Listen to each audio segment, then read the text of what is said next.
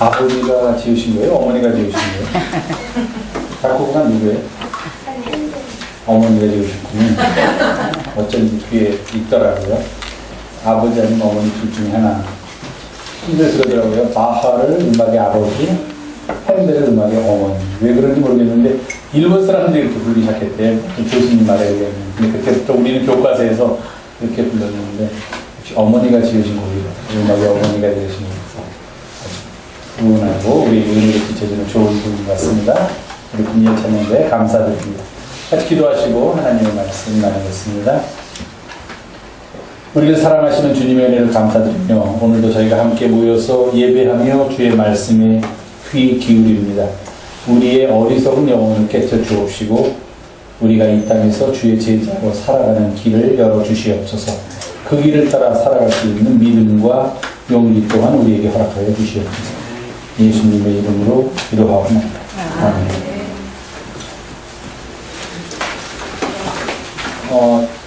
박일희 집사님, 나중에 제가 여기 앞에 조금 영어로 하는 거는 편집해서 안 나오게 해주세요. 네. 하나 또 부탁하겠는데, 그 유튜브에서는 이 포토샵 같은 거 안 돼요? 어느 날 또 보니까 제 머리가 제가 참 마음에 안 든다. 자, 일송이가 없으니까 텅 빈 것 같네, 자리가. 이찬이도 뒤에 가서 앉아있고. 오늘은 목사님이 아리마대 사람 요셉이다 하는 그런 제목을 가지고서 하나님의 말씀을 좀 전하려고 해요. 아리마대라 좀 앞으로 하면 앞으로 옮겨주세요. 아리마대가 뭐냐 하면 고향이에요. 누구의 고향? 대위는 어디서 태어났어요? 대위의 고향은 어디야? 기억이 안 나. 태어날 때 잘 그때 이게 기억이 안 나죠. 그래서 어디서 태어났는지 잘 기억이 안 날 거예요. 네. 진이는 어디서 태어났어요? 일본 어디서 태어났어요? 김현희 집사님 어디서 태어났어요? 쭈꾸바. 쭈꾸미가 나는 동네는 아니에요. 네. 자, 보세요. 진이는 일본 쭈꾸바라는 곳에서 태어났고 대위는 아마 서울에서 태어났을 것 같아요. 서울까지는 아는데 서울 어딘지가 기억이 안 나는데 그때 막 응애하고 나왔을 때 얘가 서울이구나 하는 것까지는 기억이 나는데 서울 어디지? 옥수동인가? 아닌 것 같기도 하다. 이런 다 이제 아리마대 사람 요셉이라고 그러는데 지금은 우리가 다 이름이 이렇게 김대위, 김진, 김예찬 이거 다 김씨네요. 이렇게 이름이 달려서 구별이 되는데 옛날에는 지금도 그랬지만 똑같은 이름을 가진 사람들이 참 많았어요. 그래서 예수라는 이름도 사실 그 당시에 아주 흔한 이름 중에 하나예요. 그리고 또 흔한 이름 중에 하나가 뭐냐면 요셉이라는 이름이에요. 영어로는 조셉 그러는데 우리말로 요셉이라고 그러는데 그 이름도 가진 사람이 아주 많아요. 자, 물어보겠습니다. 우리 아들부터 대답해. 요셉이라는 이름을 가진 사람 중에서 생각나는 사람 누구 있어요? 혹시? 누가 요셉이라는 이름을 가진 사람 중에서 내가 들어본 적이 있는 사람, 요셉. 잘 생각이 안 나요? 있는데, 요셉, 대유씨, 예수님 책 읽을 점 많았죠? 봤잖아, 그거. 5번 읽었는데, 그거. 생각이 안 나네. 하여튼 요셉이. 자, 1차에는 요셉이라는 이름 혹시 기억 안 나? 요셉이라는 들어본 적 없어? 들어봤어요? 근데 누군지는 잘 기억이 안 나? 들어봤는데 누군지 잘 기억이 안 나. 아주 제일 쉬운 요셉이라는 이름을 가진 사람이 누구였냐면은 예수님의 아버지 이름이 요셉이었어요. 그렇지. 예수님의 어머니는 누구야? 마리아. 다 알아 또. 마리아는. 어머니를 요셉이라고 그랬어요? 아버지예요, 요셉은. 아버지. 어머니가 아니고. 어머니는 마리아. 그냥 다 안다고. 요셉은 아버지예요. 그러니까 예수님의 아버지 이름이 요셉이에요. 근데 여기서 나오는 아리마대 사람이라는 이 요셉은 예수님의 아버지 요셉이 아니라 다른 요셉이야. 그러니까 그냥 요셉이라고 써놓으면 우리가 나중에 책을 읽을 때 이 사람이 예수님의 아버지 요셉인지 또 다른 요셉인지 구별하기가 어려우니까 그 앞에다가 어디에서 태어난 그 사람의 고향을 많이 썼어요. 그러니까 예를 들면 지금 쓸 때 서울의 대위, 쭈꾸바의 지인이 이렇게 썼을 거야. 아리마대라는 곳에서 온 사람 요셉이라는 사람이 있었어요. 이 사람은 무슨 일을 한 사람이냐면 지금 말하면 당시에 국회의원.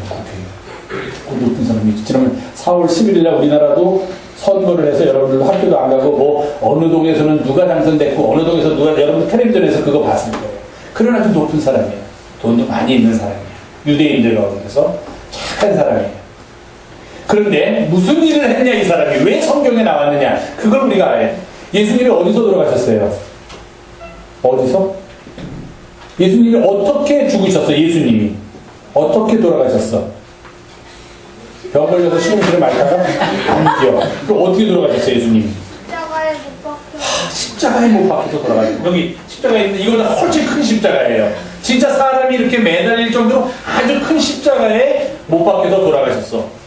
어떤 사람이 십자가에 못 박혀서 죽냐 하면은 당시에 사람들이 생각하기에 또는 정치를 하는 사람이 생각하기에 제일 나쁜 죄를 진 사람이 십자가에서 죽어요.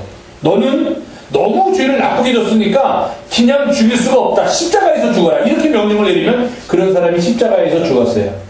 근데 십자가에서 죽을 때 제일 고통스러운 게 뭐냐면 사람 예수님도 여기 손에다가 못 박고 발에다가 못 박고 그렇게 매달려 있었는데 사람이 빨리 죽으면 되는데 죽지 않으면 그 아픈 고통을 느껴요. 아픈 거. 보통 사람들이 한 3, 4일 정도 걸린대요. 더 나쁜 거는 3, 4일 동안 이 사람은 아무것도 못 먹고 계속 목은 마르고 배는 고프고 막 죽어가고 있는 거야. 십자가에 매달려서. 그러면 어떻게 하느냐? 하루를 나는 독수리나 이런 새들이 와가지고서 막 그 사람이 저게 뭔가 그리고 나무에 매달려 있으니까 와서 막 쪼아봐요. 쪼아봐요. 그러다가 한 3, 4일 정도 지난 다음에 이 사람이 죽잖아요. 죽은 다음에도 이 십자가에 매달린 사람은 너무 나쁜 죄를 진 사람이니까 아무도 그 옆에 가서 그 시체를 잘 묻어주는 일을 할 수가 없어. 왜? 묻어주는 일을 하려고 하면은 너도 이 나쁜 사람하고 같이 나쁜 사람이구나. 이렇게 취급을 하니까. 그래서 사람이 죽으면은 나무에 매달리다 죽으면은 군인들이 와서 그 시체를 내려놔요. 땅에다가. 묻어주지도 않아. 그냥 그 십자가 밑에다 버려요. 그럼 그 다음에 또 어떻게 되느냐? 공중에 새들이 와서 막 쪼고, 그 다음에 가던 들개나 들짐승들이 와서 이게 뭔가, 무슨 고기인가, 뭐 사람인지도 모르고 와서 막 뜯어먹고 이래가지고 아주 형편없이 만들어요. 십자가에 달린 사람은 그렇게까지 죽은 다음까지도 그런 일을 당하게 해요. 그런데 누가 십자가에 달렸느냐? 예수님이 십자가에 달렸어요. 그럼 그 다음에 예수님한테 무슨 일이 생길까? 십자가에서 고통스럽게 며칠을 매달려서 고통을 당하시다가 돌아가셔. 아무도 그를 장사 지내주지 않아요. 아무도 그를 영안실에 모셔두지 않으니까 땅에다 버리면 어떻게 돼요? 새들이 와서 쪼아먹고 들짐승들이 와서 시체를 막 망가뜨리고 그런 일이 발생하게 됐어요. 아무도 예수님의 시체를 깨끗이 닦아서 무덤에 묻을 생각을 못해. 여러분들 잘 알지만 그 예수님의 가장 수제자인 베드로도 사람들이 몰라서 예수님이 재판받을 때 사람들이 너도 저 사람하고 한편이지. 나 저 사람 누군지 몰라. 너도 저 사람하고 한편이지. 아니 난 저 사람이 누군지 몰라. 한 번도 만난 적도 없고 본 적도 없어요. 3번이나 예수님을 모른다고 베드로까지 예수님을 모른다고 했어요. 그런데 그 예수님이 십자가에 들려 돌아가셨는데 누가 용기 있게 나가서 나 이 사람 잘 아는 사람이야. 이 나쁜 사람을 어떻게 사람을 이렇게 죽일 수가 있어. 내가 이 사람의 시체를 갖다가 잘 닦아서 무덤에다 묻어둬야지. 한 사람이 없는 거야. 그렇게 하면은 로마 군인들이 뭐라고 생각하냐. 저 나쁜 놈을 우리가 죽였는데 다른 사람이 와서 이 사람을 잘 처리해 줘서 그러면 그 사람도 같은 편이구나. 이렇게 생각을 하게 만드니까 아무도 하질 못할 거라고 생각했어요.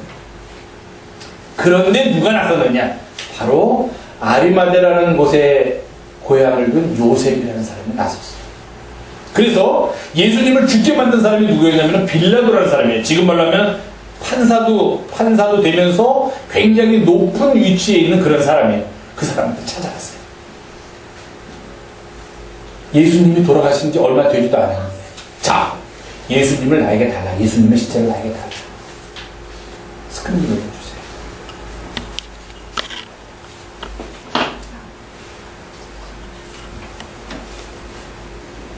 안 올라가요? 하나 더 내려주세요. 예. 그래서 예수님의 시체를 십자가에서 내렸어요. 십자가에서 내리니까 예수님은 이미 돌아가셨어, 그때. 한 6시간 만에 예수님은 참 빨리 돌아가신 거예요. 다른 사람은 3, 4일 동안 안 죽는데 예수님은 6시간 만에 돌아가셨어. 그래서 아무도 예수님의 신체를 건드리거나 무덤에 묻을 생각을 못하고 있었는데 밑에 있는 노란 옷을 입은 사람이 아마도 아리마대 요셉이고 위에 파란 옷을 입은 사람이 또 다른 사람이 같이 갔었는데 니고데모라는 사람일 거다. 그렇게 이제 우리가 추측을 하는데 이 두 사람이 아무도 예수님의 시체 저 바깥에 예수님을 따르던 여인들이 있죠. 그 여인들도 감히 예수님의 시체에 가까이 갈 생각을 못하고 있었던 거예요. 그런데 이 두 사람이 용감하게 가서 예수님의 몸에 있는 피를 다 깨끗이 닦고 오늘 성경에 보니까 특히 저 아리마대에서 온 요셉이라는 사람은 세마포 아주 고운 천이에요. 그 천을 일부러 새 것을 사다가 예수님을 깨끗이 닦은 다음에 그 세마포에 곱게 싸서 한 번도 사람을 묻은 적이 없는 그런 자기 가족들을 위해서 만들어 놓은 묘가 있었어요. 그 묘에다가 예수님을 갖다가 안장시켰어요. 예수님을 거기에 모셨다. 우리가 그렇게 얘기해요.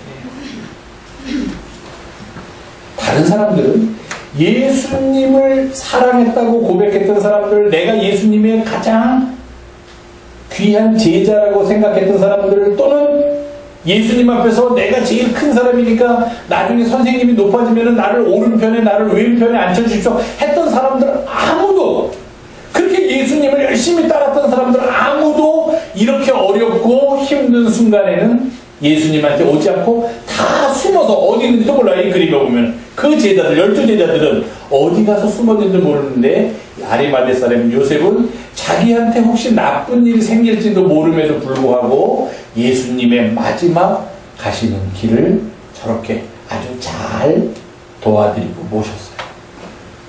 그가 용기가 있었기 때문에, 그리고 그가 예수님을 사랑하는 믿음이 있었기 때문이에요.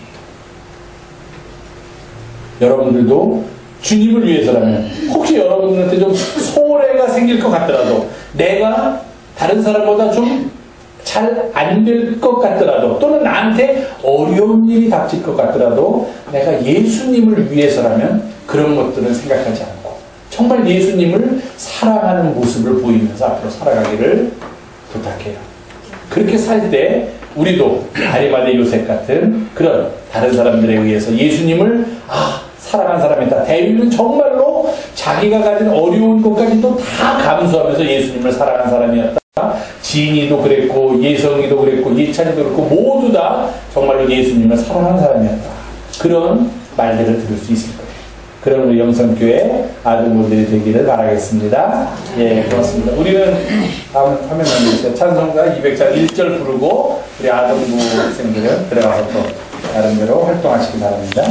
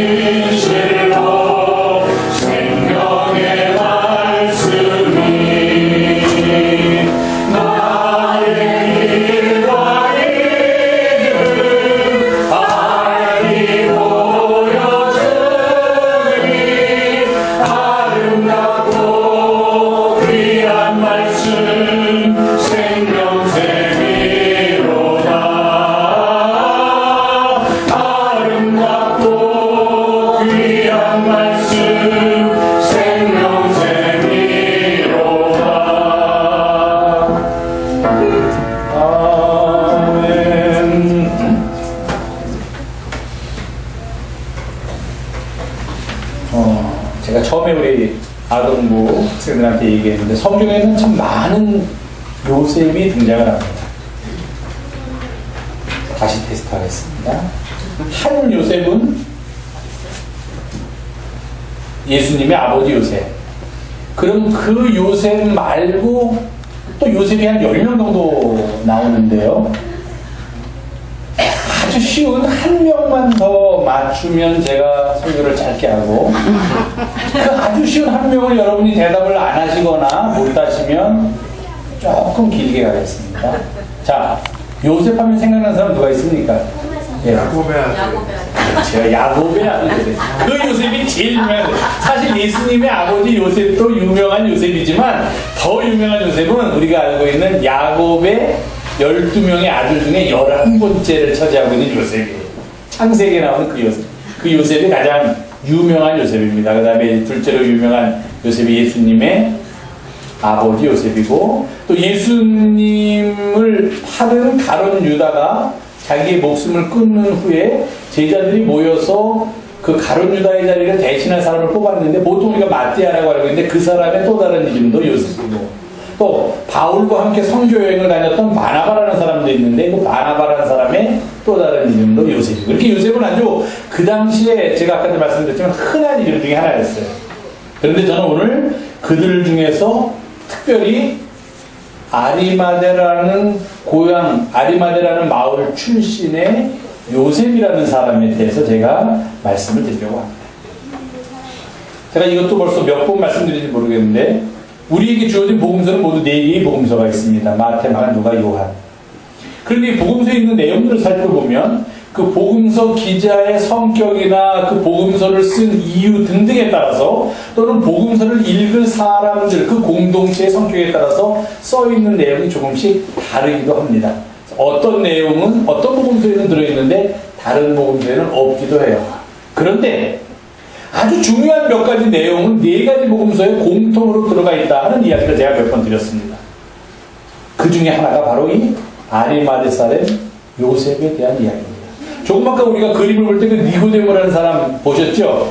그 니고데모는 아시겠지만 밤중에 예수님을 찾아와서 물었던 사람이에요. 어떻게 하면은 영생을 얻을 수 있겠습니까? 하고 밤에 몰래 예수님을 찾아와서 물었던 아주 높은, 그 당시에 높은 지위를 가지고 있던 그런 사람이었습니다.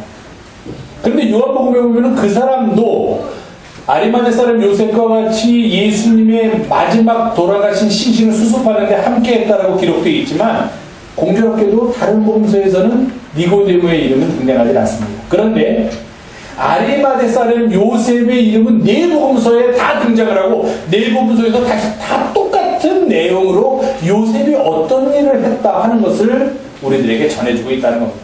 그것은 그만큼 요셉이라는 사람이 비록 마가복음에서는 그 전체 마가복음 중에서 마가복음 15장 42절에서 47절이라는 5, 6절 정도밖에 안 되는 분량으로 아리마대 사람 요셉을 우리에게 전해주고 있지만, 실제로 요셉이 복음서에서 차지하는 비중은 아주 크다는 것을 알 수가 있어요. 왜냐하면 그의 이야기가 마태복음에도 나오고 마가복음에도 나오고 누가복음, 요한복음까지 나오기 때문입니다.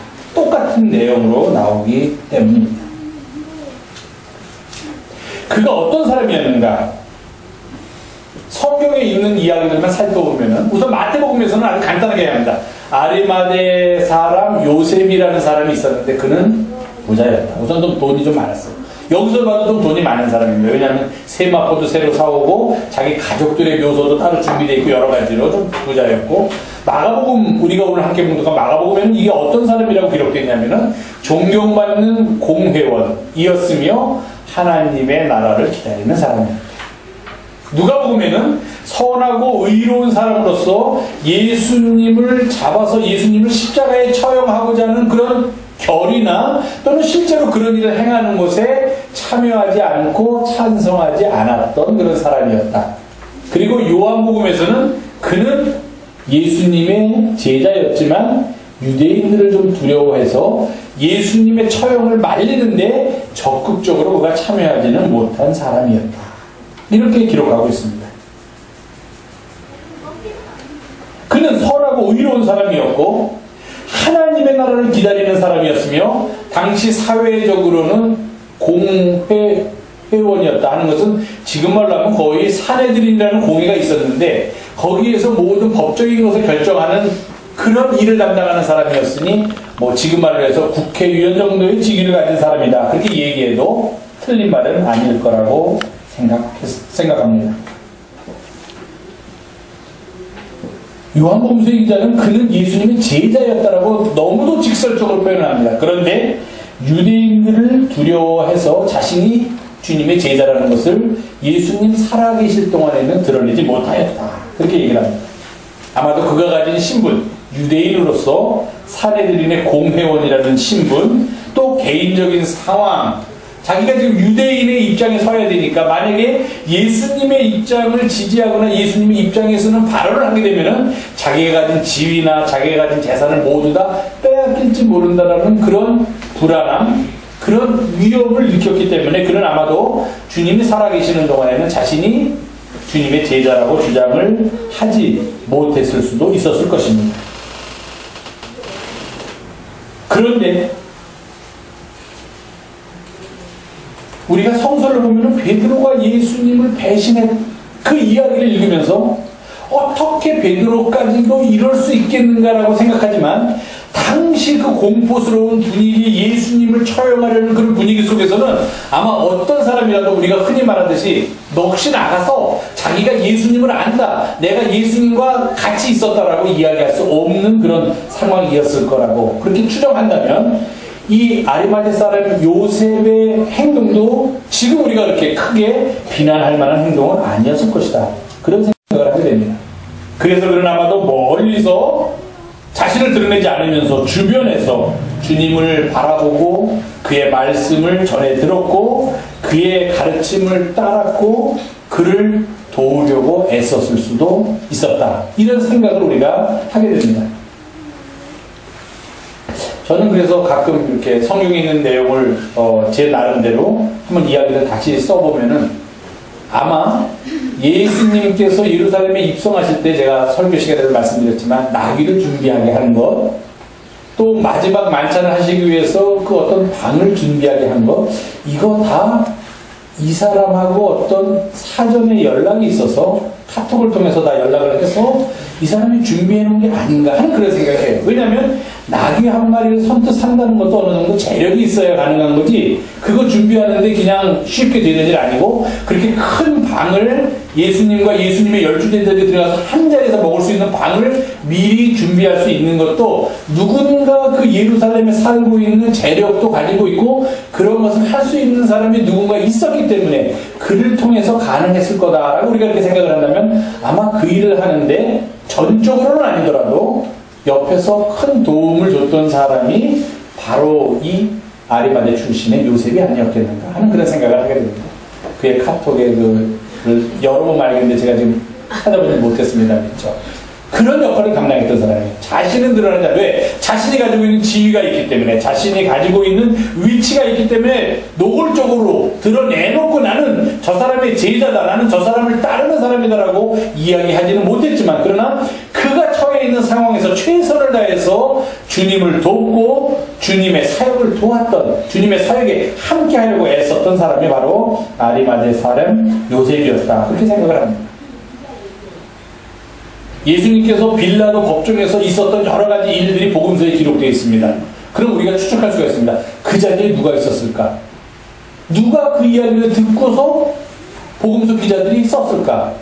제일 좋은 이야기는 예수님한테 들었어야 돼요. 무슨 일이 있었는지. 근데 예수님은 돌아가셨어요. 들을 수가 없어요. 제자들한테 들어야 돼요. 제자들한테 들을 수 없어요. 왜? 제자들은 다 무서워서 한 사람도 거기 구경하기 위해서조차도 남지 못하고 다 뿔뿔이 흩어졌기 때문입니다. 그러면 그 자리에 있던 누군가가 예수님이 이러한 일을 당하고 이러한 일이 그 안에서 있었다 하는 것을 복음서 기자들이나 또는 제자들에게 이야기했을 텐데 아마도 그런 일을 했던 사람, 그래서 주님의 마지막 순간들을 우리가 알도록 전해준 사람이 바로 이 아리마대 사람 요셉이었다. 그렇게도 생각을 합니다. 요셉은 그가 가진, 이 아리마대 출신의 요셉은 그가 가진 여러 가지 때문에 오히려 예수님이 살았을 때는 내가 예수님의 제자다, 예수님을 위해서 내가 이렇게 이러이러한 일들을 하고 있다라고 이야기하지를 못했던 사람이 바로 요셉입니다.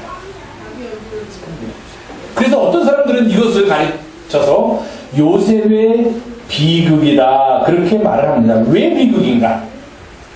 내가 이 사람을 사랑한다고 생각을 하고 정말로 사랑을 한다면은 이 사람이 살아있을 때 사랑을 고백해야 돼요. 죽은 다음에 그 무덤에 가서 내가 널 얼마나 사랑했는지 너를 왜 몰라주느냐, 그리고 거기다가 아무리 좋은 곳을 갖다 주고 아무리 비싼 음식을 차려주고 아무리 많은 재물을 갖다 준들 이유를 죽은 사람한테는 아무 소용이 없기 때문에 이 요셉이 조금 더 적극적으로 자신이 가진 것을 내려놓고 그리고 예수님을 사랑하는 마음을 예수님께 보였더라면 훨씬 더 그의 삶에 도움이 됐을 텐데, 그의 삶이 훨씬 더 바뀌어질 수 있었을 텐데, 그렇게 우리가 생각할 수 있지만 실제로 요셉은 그렇게 하지 못했던 겁니다. 마치 우리들이 세상 살아가는 것처럼 그랬다는 거예요. 살아생전에 좀 더 잘해드리지 못하고 늘 돌아가신 다음에, 늘 우리 곁을 떠난 다음에 그때 가서 그때 좀 이렇게 할 걸, 그때 저렇게 할 걸 아쉬워서 죽은 후에 장황한 그 사람을 위한 조사를 읽는 일이라든지 화려한 꽃을 바치는 일이라든지 날마다 그의 기일을 해마다 기억하고 그때마다 큰 일을 준비하는 것보다는 오히려 살아있을 때 그런 일을 하는 것이 훨씬 좋다는 것을 우리가 너무도 잘 알고 있기 때문에 그런 의미에서 요셉은 참 주님 앞에서 비극적인 삶을 살았다, 그렇게 이야기하게 되는 것입니다. 예수님께서 돌아가신 다음에야 자신의 존재를 나타냈습니다. 빌라도를 찾아가서 예수님의 시신을 받고 예수님의 시신을 자기 가족들을 위해서 주변의 무덤에 안장했습니다.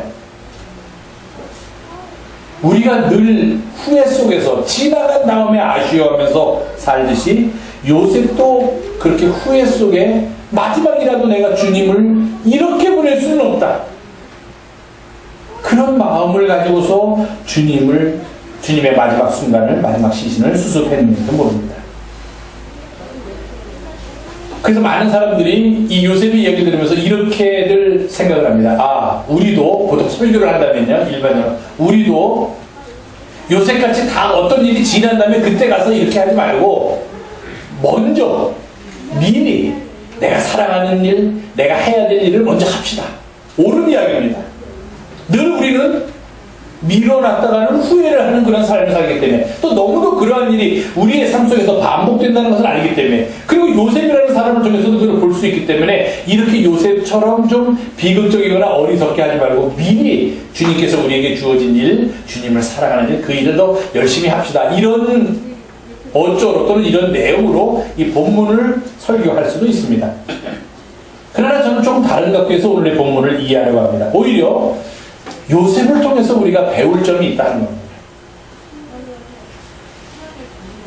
그가 예수님 죽은 다음에 예수님을 사랑한다는 표시를 하는 것이 비극이라고 말할 수 있다면, 저는 오히려 그가 예수님께서 죽은 다음에 예수님을 사랑하는 표시를 했기 때문에 그 어떤 사람보다도, 그 누구보다도 주님을 사랑하는 사람이 바로 요셉이었다 하는 것을 오늘 말씀드리려고 합니다. 마가복음의 기자는 저 표현을 썼습니다. 제가 빨갛게 했는데, 그가 당돌하게 빌라도에게 찾아갔다고 했습니다. 아무도 예수님의 시신을 수습할 엄두를 못 내고 있을 당시입니다.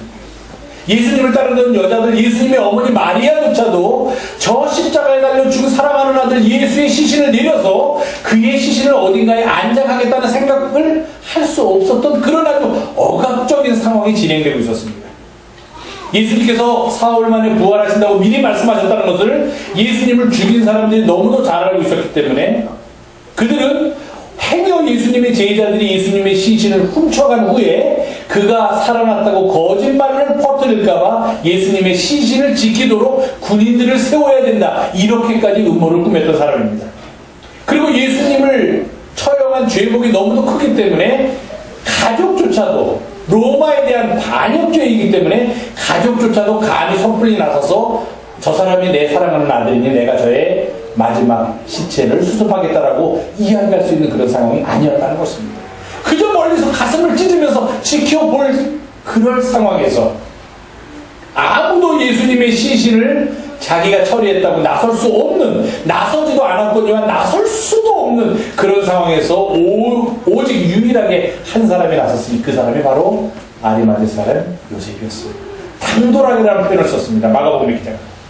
얼마나 그의 표현이 다른 사람들의 주목을, 그의 행동이 다른 사람들의 주목을 끌었는지 모릅니다. 감히 그것도 예수님의 친척이나 예수님의 가족이 와서, 예수님의 동생들이 예수님의 어머니를, 실신한 어머니를 데리고 와서 저 우리의 형의 시신을 우리가 수습하겠습니다 않습니다. 우리 아들을 내가 좀 마지막으로 안장했습니다. 한 것이 아니라 당시 유대인들 가운데서 어느 정도 높은 위치에 있는 사람, 재산도 있는 사람, 자기가 예수님과 관계되어 있다는 것이 알려지면 아주 큰 손해를 볼 것이 분명한 그런 상황에 있는 사람이 나타나서 예수님의 마지막 순간을 처리하겠다고 그렇게 빌라도 앞에 섰다는 것입니다. 처음에 빌라도가 기가 막혔겠죠. 야, 너 그렇게 했다가는 유대인들이 너를 가만두지 않을 텐데 네가 그것을 할 수 있겠느냐, 아마 사적으로 그렇게 물어봤을지도 모릅니다. 그렇지만 우리가 성서에도 보듯이 빌라도가 정치가 이면서도 또 예수님에 대한 그가 또 남다른 관심이 있었기 때문에 그도 예수님을 처형을 했지만 그 후의 일들에 대해서 아주 고민이 많았을 것입니다.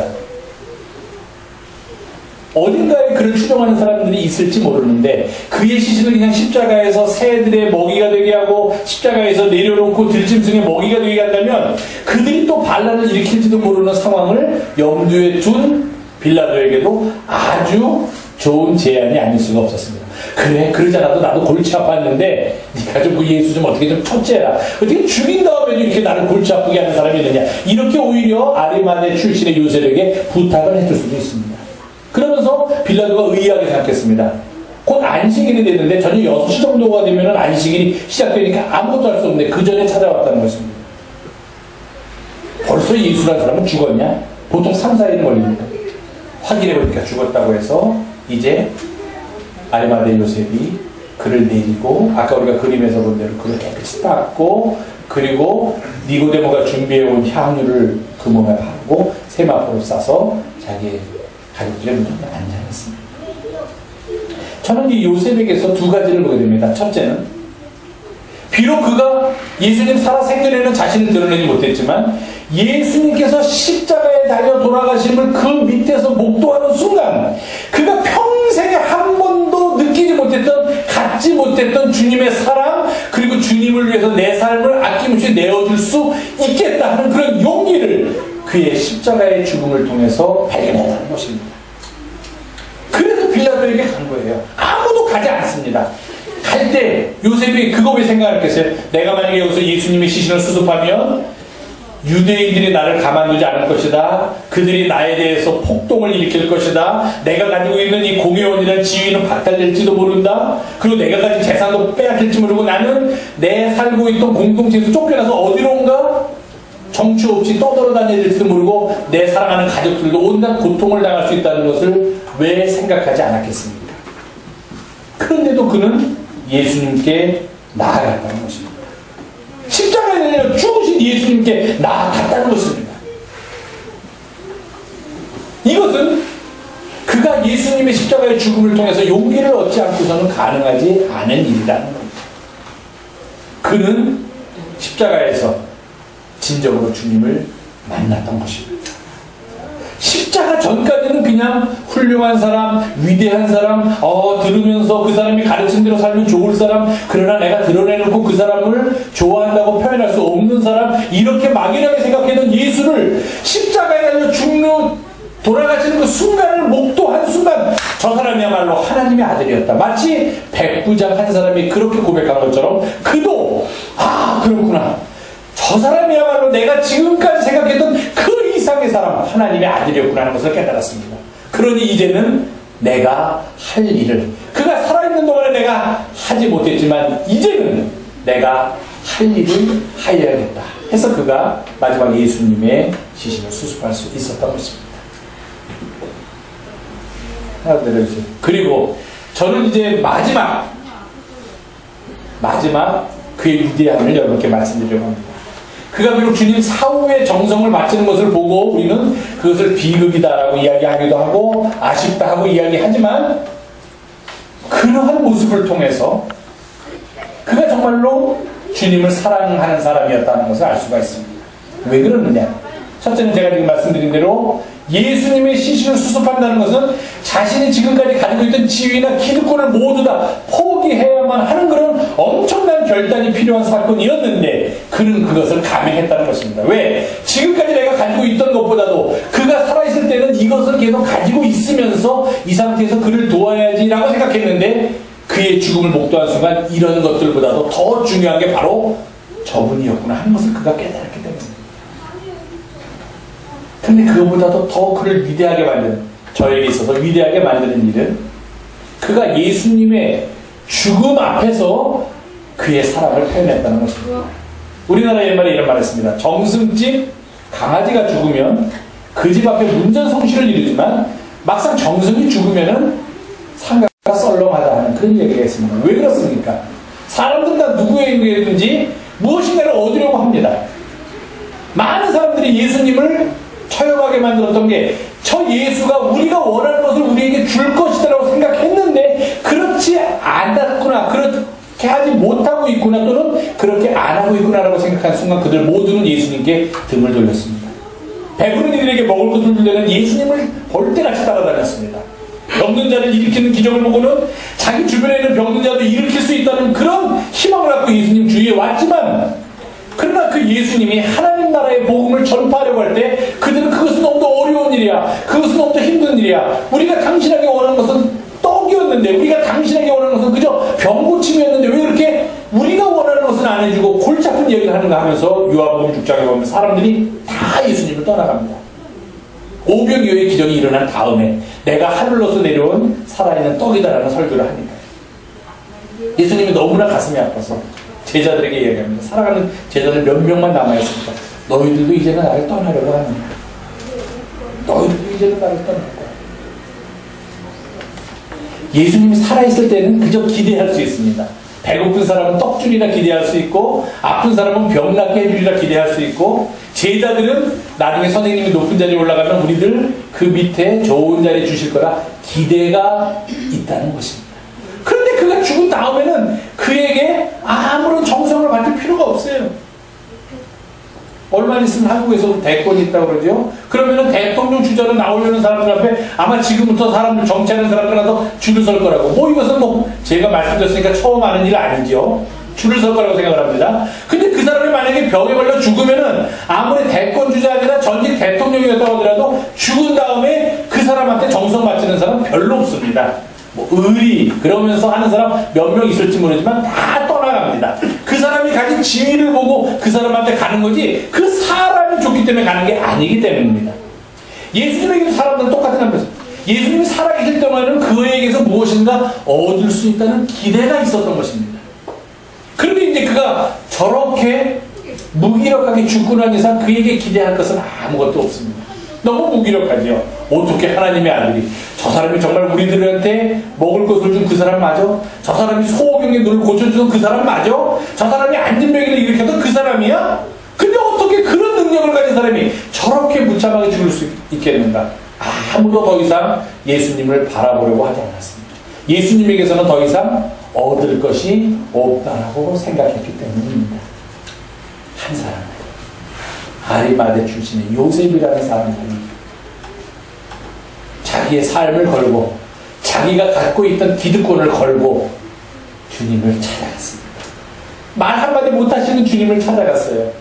손도 들 수 없는 돌아가셨으니까 손도 들고 한번 요셉의 어깨를 고맙다라고 두들겨 주지 못한 그 예수님을 찾아갔다는 것입니다. 그리고 자기가 가진 것으로서 최대한의 정성을 예수님께 드렸습니다. 아무것도 기대할 수 없는 그런 죽음의 상황 순간까지 그는 자신이 주님을 사랑함을 감출 수가 없었다는 것입니다. 아무것도 바라지 않았습니다.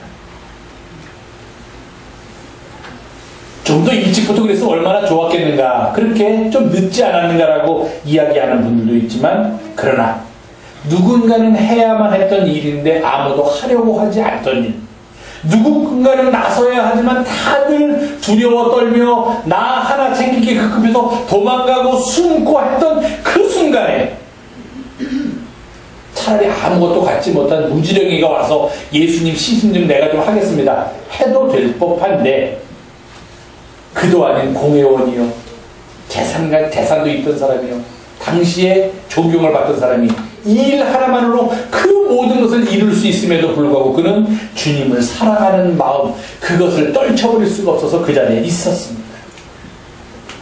여러분 기억하시죠? 예수님께 향유를 부었던 일 기억하시죠? 그 여인도 예수님의 장례를 준비한 겁니다. 아리마대 출신의 요셉은 예수님의 장사를 준비한 겁니다. 의미 없는 일이에요. 그것으로 끝날 일입니다. 그렇다고 해서 주님이 칭찬하셨겠습니까? 차라리 그 여인은 칭찬이라 받았지요. 여인을 가만두어라. 이 여인이 한 일이 복음이 전파될 때 어느 곳에든지 다 사람들에게 전파될 것이라는 그런 아주 놀라운 복의 말씀을 그 여인은 듣기라도 했지만 이 아리마대 사람 요셉은 한 번도 예수님의 입에서 나오는 그래 고맙다 하는 말도 못 들었습니다. 그는 그것을 들으려고 하지 않았기 때문입니다. 예수님을 내가 사랑하기 때문에 주님도 나에게 그 반대 극부로서 이러한 것들을 해 주십시오라는 그런 리스트가 그에게는 없었기 때문입니다. 오직 주님의 마지막을 이렇게 보낼 수는 없다. 내가 사랑하던 그 이 사람을, 내가 존경하던 이 사람을, 내가 따르려고 했던 이 사람을 이렇게 보낼 수는 없다라는 주님께 대한 마지막 사랑이 그를 십자가 밑으로 이끌었고 주님의 마지막 순간에 그의 정성을 바치도록 하였다는 것입니다. 주님을 향한 사랑, 주님을 향한 사랑은 이 세상의 그 어떤 것으로도 우리를 막을 수가 없습니다. 근데 우리는 어떻습니까? 얼마나 많은 헤아릴 수 없이 많은 합리적인 이유를 들면서 주님을 사랑하는 일을 주저주저하고 미루고 있습니까? 아리마대 사람 요셉은 우리들에게 주님을 사랑하는 길을 보여줍니다. 함께 그 길을 걸으면서 주님을 사랑하는 마음이 우리 안에서 늘 우리의 삶을 그리고 우리의 믿음을 주장하는 그런 복된 은혜의 날들이 우리가 앞에 열리기를 간절히 주님의 이름으로 부탁을 드립니다. 기도하겠습니다. 오늘도 우리를 사랑하셔서 함께 모여서 예배하게 하시고 주의 말씀에 귀 기울이게 하심을 감사드리며 주님을 끝까지 사랑하면서 이 땅 살아가게 도와주시옵소서. 우리 구주 예수님의 이름으로 기도하옵나이다. 아멘.